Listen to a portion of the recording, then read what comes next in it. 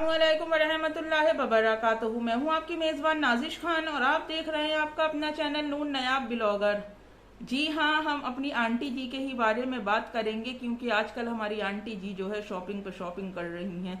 कभी सोना खरीदती हैं, कभी मोबाइल खरीदती हैं, पर वजह हर एक बात की हमारी आंटी अपने साथ लेकर चलती हैं ताकि पब्लिक उनसे ये ना पूछे कि आंटी वे वजह आपने ये काम क्यों कर दिया। आपको तो पता है हमारी आंटी कितनी स्मार्ट हैं और वो अपनी मेंटेनेंस का भी कितना ख्याल रखती हैं। तो इसीलिए जब हमारी आंटी को मोबाइल फ़ोन खरीदना था तो हमारी आंटी ने अर्ज किया कि मेरा बेटा जो है, जो मेरा लाडका लल्लू है, हमेशा वो मुझसे बहस करता है और बहस करने के बाद मैं कहती हूँ मुझसे कि खामोश हो जा, तो वो अपनी बात को रखता है कि मम्मी मैं गलत नहीं था और मैं इस अफरा तफरी में मोबाइल जो है वो अपने बेटे के ऊपर फेंक कर मार देती हूँ। ये कि आंटी आपको पता नहीं कि गुस्सा करना हराम है और फिर उम्रा के आने के बाद भी आपने अपने बेटे के ऊपर मोबाइल फेंक कर मारा? क्यों आंटी? आप तो बहुत ज्यादा सॉफ्ट हो गई हैं, आपके लहजे में नरमी आ गई है, आप गाली गलौज से दूर चली गई हैं। पर ये बात आप पब्लिक को नहीं बता रही कि मैं सोशल मीडिया पर कैमरे के सामने ही गाली गलौज से दूर हूँ, वरना तो मेरा वही स्टाइल है, वही बात है कि कब देगा मेरे ब्याज के पैसे, बाकायदा गाली लगाकर। समझ गई आंटी? फिर दूसरी बात आंटी, जब आपके घर में आग लगी थी, इतने सीरियस माहौल को भी आपका बेटा कैमरे में कैप्चर करना नहीं भूला था। किस लिए नहीं भूला था? क्योंकि वो हादसा आप अपनी 8 लाख सब्सक्राइबर की फैमिली को, सोशल मीडिया को जो आप अपनी फैमिली मानती हैं, उसको दिखाना चाहती थी। तो फिर जब आपके घर मोबाइल फूट रहे थे, मोबाइल टूट रहे थे, तो ये बात आपने क्यों नहीं दिखाई आंटी?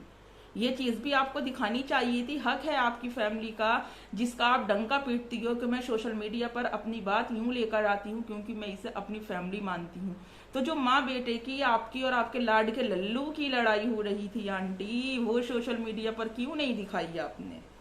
दिखाने वाली कोई बात नहीं थी ना आंटी, आपने इसलिए नहीं दिखाई। अगर दिखाने वाली बात होती तो आप जरूर दिखाती। अगर आप उस लड़ाई को सोशल मीडिया पर लेकर आती तो जाहिर है कहीं ना कहीं लोग फिर आपसे ये सवाल भी करते कि आंटी आपकी इतनी लायक बर औलाद की ये हरकतें हैं। ये पब्लिक है आंटी, सब जानती है। फिर आपने मोबाइल भी खरीद लिया, वो भी आप सोशल मीडिया पर लेकर आई। आपने रिंग भी खरीदी, वो भी आप सोशल मीडिया पर लेकर आई। और वहां पर आपको आपका बड़ा बेटा भी मिला। जैसा कि आप सबने देखा होगा कि अभी जब आंटी का बर्थडे था तो इंटरनेशनल लेवल पर आंटी के लिए फॉरेन से गिफ्ट आए थे। वो चीज भी आंटी ने ये कहकर पूरी सोशल मीडिया को बताया था कि वो मेरा बड़ा बेटा है और मैं उसको अपना बेटा मानती हूँ। जो भी मेरी इंटरनेशनल फैमिली है, जहां से भी गिफ्ट आए हैं।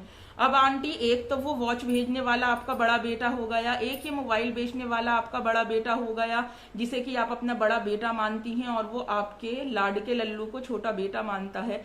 तो आंटी ये भी बता दें कि आपके बड़े बेटे हैं तो फिर वो कितने हैं? आपके खुद के पर्सनल बड़े बेटे को बड़ा बेटा माने या जो इधर आजू बाजू दाएं बाएं आते हैं उन्हें मैं आपका बड़ा बेटा मानूं? ये चीज भी बताएं ना आंटी। पब्लिक कंफ्यूज होती है कि हमारी आंटी ने कौन किसको अपना बड़ा बेटा कह दिया, किसको आंटी ने अपना बेटा बना लिया। तो आंटी प्लीज एक बार लिस्ट बनाकर आप इस चीज को क्लियर कर दें। और आपने कहा कि इंसान अपनी ही बातों से जाना जाता है और अपनी ही बातों से पहचाना जाता है। मैं सर ढककर रखती हूँ, किसी की गीबत नहीं करती। तो आंटी, क्या आप इसे अपनी जिंदगी का सबसे बड़ा अमल मानती हैं? नहीं आंटी। हजरत खदीजा रजी अल्लाह ताला अन्हु भी अपना सर सतन चादर से इस तरह से ढककर रखती थी कि अल्लाह किसी गैर महरम की निगाह उनके सतन पर पड़नी तो बहुत बड़ी बात है, उनकी चादर पे भी नहीं पड़ती थी। अम्मा आयशा की मिसाल ले लो, हजरत कुलसूम की मिसाल ले लो, हजरत मरियम रजी अल्लाह ताला अन्हु की मिसाल ले लो। तो आंटी वो भी गीबत नहीं करती थी। तो इसका मतलब अगर वो गीबत नहीं करती थी तो आंटी फिर उन्हें पर्दा नहीं करना था। आप अपने आप को आंटी इतनी बड़ी बड़ी हस्तियों के साथ शुमार करती हो, क्या कभी आपका दिल नहीं कांपता जबकि हम कहते हैं मेरे मौला उन हस्तियों के सदके तो हमारे गुनाहों की मगफिरत कर दे, मौला तो हमारे गुनाहों को माफ कर दे। और आप हैं कि आंटी जी अपने आप को जाने कहां से कहां जोड़ देती हैं। और एक बात और आंटी, आप जिस जिंदगी को जिंदगी कहती हैं कि मैं हर जिंदगी में तो आंटी आपके अकॉर्डिंग जिंदगी कितनी बार मिलती है आंटी? एक ही जिंदगी है, अल्लाह ने एक ही बार दी है। तो यहाँ पर हर जिंदगी का शुमार आप किस चीज को लेकर करती हैं? क्या चीज आप पब्लिक को बताना चाहती हैं? क्यों आंटी आप अपनी वीडियो में नॉलेज की जगह इंसान को गुमराही के रास्ते पर भेजती हैं? और प्लीज जो भी खरीदें उसका दिखावा करना बंद कर दें, क्योंकि ऐसे बहुत से लोग हैं जो 1,000 रुपये का मोबाइल और 2,000 रुपये की रिंग अफोर्ड नहीं कर सकते। पनाह मांगिए अल्लाह से कि जिस रब ने आपको दिया है आप उसी ही की दौलत की इतनी नुमाइश कर रही हैं। जब रोजे महशर में मेरा रब आपसे सवाल करेगा कि मैंने तुझे दौलत दी थी, बता बंदी तू कहाँ पर खर्च करके आई है, तो क्या अल्लाह रब्बुल इज्जत को ये बताओगी कि मैंने मोबाइल खरीदा था, मैंने गोल्ड खरीदा था, मैंने कपड़ों पर उड़ाए? या फिर ये बताओगी कि मैंने यतीम खानों को सदका दिया था, वो मैं सोशल मीडिया पर दिखाना नहीं भूलती थी। मैं किसी के यहाँ शादी में जाती थी, ये बात सोशल मीडिया पर भी बताती थी। मैं अगर किसी को 10 रुपये भी देती थी तो मेरा बेटा पीछे से उस चीज को कैप्चर करता था। क्या उन वक्तों के लिए आपके पास कोई सवाल है? क्या उन हालात से गुजरने के लिए आपके पास कोई भी ऐसी चीज है आंटी जिस पर कि आप खुद फक्र महसूस कर सकें और कह सकें कि आज मैंने अपनी जिंदगी में ये वाला अच्छा काम किया है आंटी? फिर आपके जो वो मुर्गी और मुर्गियां हैं वो आते हैं और बाग लगाते हैं और यहाँ से चले जाती हैं। तो जो लोग भी उन्हें पलटकर जवाब देती हैं मेरी वीडियो में, जो मेरी बहनें मुझसे प्यार करती हैं, तो ऐसे मुर्गियों का आज से भूख हड़ताल और उन्हें दाना देना बंद। थक जाएंगी बैठ कमेंट्स करते करते, थक जाएंगे मुर्गे बैठ कमेंट्स करते करते और बाग लगाते लगाते। अब दूसरी बात ये आंटी, आप कहती हैं कि मेरी अंदर की रूह जो है वो सब समझ जाती है। क्या कभी आपकी अंदर की रूह ने आपको गुनाह और सवाब का फर्क नहीं बताया? क्या आपकी जो रूह है जो कि स्पेशल आई है, क्योंकि अल्लाह पाक आपको ही फलसफा देता है, अल्लाह पाक आपको ही सब बात बताता है, और तो और अल्लाह पाक आजमाइश भी सिर्फ आपको ही देता है आंटी। वाह क्या कहने हैं आपकी जिंदगी के। पर खैर छोड़िए, जाने दीजिए आंटी, आप इन बातों को क्या समझेंगी? आप समझती अगर कि आप वाकई दीन को समझना चाहती, आप मानती भी अगर आप उस पर चलना चाहती, आप सोचती भी अगर आपको पुलसिरात के रास्ते पर गुजरने का जरा भी खौफ होता, और आप जिसे पर्दा कह रही हैं ना आंटी, वो सरासर आपके जिस्म की बेपर्दगी है, नुमाइश है, जो दूसरे गैर महरमों को भी आपकी तरफ देखने पर मजबूर कर रही है।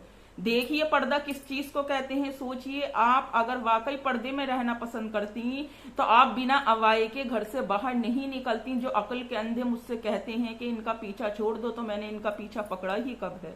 क्या मैंने कभी इनको कुछ बुरा कहा? क्या मैंने कभी इनको किसी भी तरह की बदतमीजी से बात की? हमेशा मैंने इनको आप जनाब से बात की।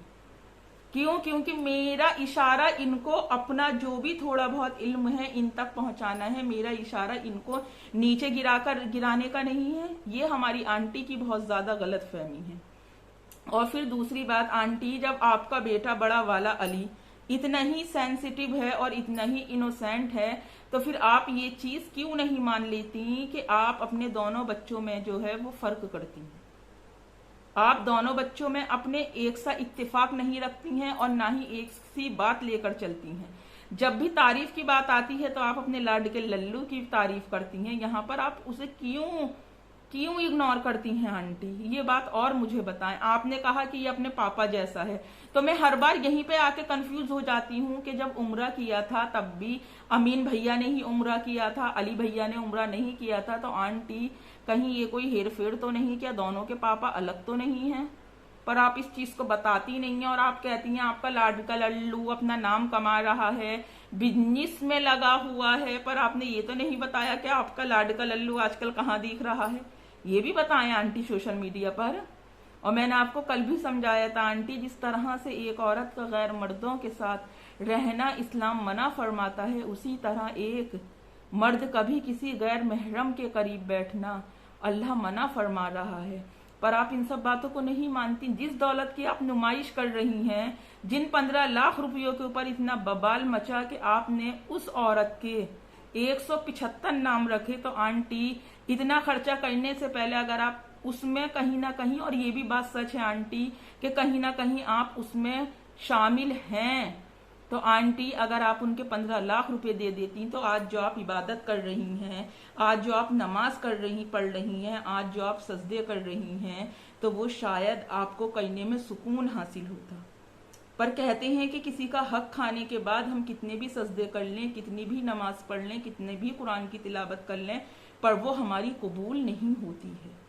अब कुछ लोग कहेंगे कि तुमको इस बारे में क्या पता बाबा, हदीस उठाकर देखो, हदीस को पढ़कर देखो, हदीस को समझकर देखो, फिर उसके बाद में आप लोग इस तरह का मुझसे आकर सवाल करो।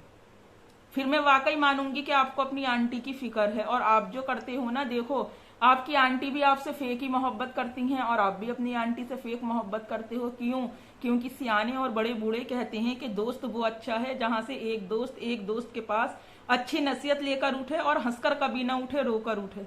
सोहबत वो अच्छी है और संगत वो अच्छी है। और आंटी, सुनने में भी आया है कि आपका अखलाक वही है पुराने वाले जैसा, आपके अंदर कोई भी चेंजिंग नहीं आई। ये सब कुछ जो करती हो आप, तो आप सोशल मीडिया पर दिखाने के लिए करती हो क्या आंटी?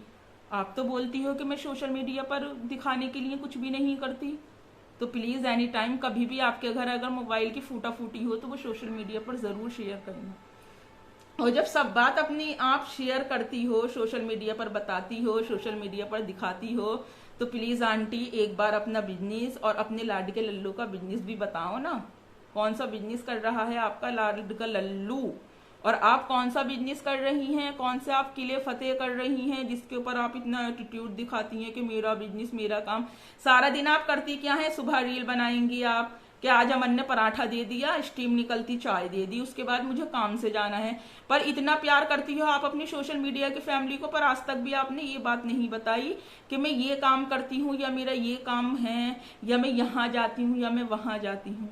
और जो लोग ये कह रहे हैं ना कि आंटी माशाल्लाह, तो बगैर तो ये तो देख लो माशाल्लाह किस बात पर कह रहे हो। क्या इनके इस तरह के पहनावे पर आप माशाल्लाह कह रहे हो? आपको जेब देता है? आप इनकी गलत सलत बातों में बराबर के हिस्सेदार बनकर गुनहगार बन रहे हो कि आपको ये चीज जेब देती है? नहीं देती। मुझे बेशक ये बुरा माने, चाहे मेरे नकाब पे ये 100 सवाल उठाएं, चाहे ये मेरे पर्दे को लेकर 1000 तनकीद अपनी वीडियो में करें, पर जो मेरा इनसे कहना है कि मैं इनसे हसद नहीं रखती, ना ही मुझे इनसे कोई कीना है, ऐसा सोचने वाले लोग बेवकूफ हैं। मैं रखती इनसे हसद, मैं रखती इनसे कीना कि अगर कि इनकी हर एक बात में सच्चाई होती तो आप अगर मुझे कहते तो आप अच्छे भी लगते। पर अब आप कहते हो ना तो बेफजूल मेरे ऊपर आकर आप तनकीद करते हो। बेफजूल की तनकीदें हैं जो आप मेरे ऊपर कर रहे हो कमेंट्स की सूरत में। और दूसरी बात ये आंटी के सुनने में आया है कि अंकल और आप बहुत जल्द एक होने वाले हो। क्या करें आंटी, पब्लिक है आइडिया लगा ही लेती है। आपकी भी तड़फ दिख रही है और अंकल जी की भी बेचैनी दिख रही है कि आजकल सोशल मीडिया पर जिस तरह की वो अपनी रील्स अपलोड कर रही हैं, तो आंटी फिर वो मुबारक घड़ी कब आ रही है, कब अंकल और आप साथ दिख रहे हो।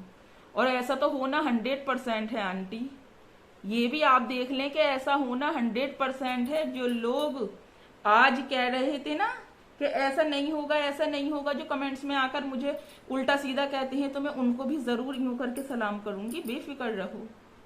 और आंटी अगर पर्दा करना ही नहीं है तो आंटी फिर ये दुपट्टा आपका गले में ही अच्छा है। कम से कम सबर तो है कि आप कर ही नहीं रही, पर करने के नाम पर जो आप पब्लिक का सी बना रही हैं, ये आप गलत कर रही हैं। चलिए मैं अपने ब्लॉग का यहीं पर ही एंड करती हूँ। और आज आंटी आपके लिए कोई सवाल नहीं है मेरा। नेक्स्ट वीडियो में आप सबसे फिर मुलाकात होगी। तब तक अपना और अपनों का ढेर सारा ख्याल रखें और मुझे भी अपनी दुआओं में याद रखें। और जो प्यार करने वाले हैं वो कम लाइक करें, पर जो जलने वाले हैं वो ज्यादा लाइक करें। और चैनल को सब्सक्राइब करके बेल आइकन प्रेस करना हरगिज नहीं भूलें। अल्लाह हाफिज।